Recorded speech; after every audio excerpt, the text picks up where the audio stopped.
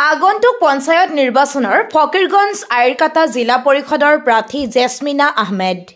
জানিব পৰা মতে ধুবুৰী জিলাৰ ফকিৰগঞ্জ আইৰকাটা জিলা পৰিষদৰ ভাৰতীয় জনতা পাৰ্টিৰ সম্ভাৱ্য প্ৰাৰ্থী অৰ্থাৎ আশাবাদী প্ৰাৰ্থী জেছমিনা আহমেদ হয় জেছমিনা আহমেদ চিৰাকুটি গাঁও পঞ্চায়তৰ কাখিয়াৰতাৰী গাঁৱৰ আনছাৰ আলীৰ কনিষ্ঠ পুত্ৰ শহীদুল ইছলামৰ স্ত্ৰী জানিব পৰা মতে শহীদুল ইছলাম ভাৰতীয় জনতা পাৰ্টিৰ এজন জ্যেষ্ঠ কৰ্মী হিচাপে আগন্তুক পঞ্চায়ত নিৰ্বাচনৰ ফকিৰগঞ্জ আইৰকাটা জিলা পৰিষদৰ সম্ভাৱ্য প্ৰাৰ্থী হিচাপে বিভিন্ন পৰ্যায়ত প্ৰচাৰ চলাই আছিল কিন্তু এইবাৰৰ নিৰ্বাচনত আইৰকাটা জিলা পৰিষদৰ প্ৰাৰ্থী মহিলা প্ৰাৰ্থী হ'ব বুলি ঘোষণা কৰে জিলাৰ চৰকাৰী বিষয়াসকলে সেয়েহে শহীদুল ইছলামে নিজৰ পত্নী জেছমিনা আহমেদক ভাৰতীয় জনতা পাৰ্টিৰ পৰা দলীয় টিকট প্ৰদান কৰিলে প্ৰাৰ্থী হিচাপে প্ৰতিদ্বন্দ্বিতা কৰিব বুলি আশা কৰিছে আগন্তুক পঞ্চায়ত নিৰ্বাচনত ভাৰতীয় জনতা পাৰ্টিৰ জিলা পৰিষদৰ দলীয় টিকট পোৱাৰ আশা ৰাখি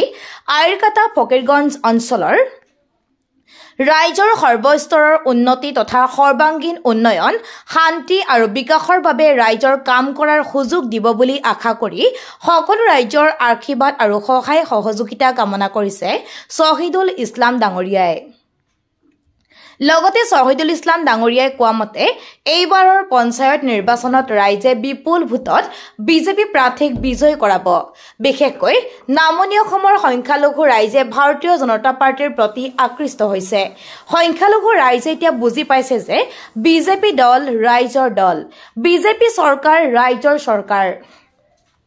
সংখ্যালঘু ৰাইজ সৰ্বাংগীন উন্নয়নৰ কথা চিন্তা কৰি এতিয়া সকলোৱে চৰকাৰমুখী ভোট প্ৰদান কৰিব বুলি আশা ব্যক্ত কৰে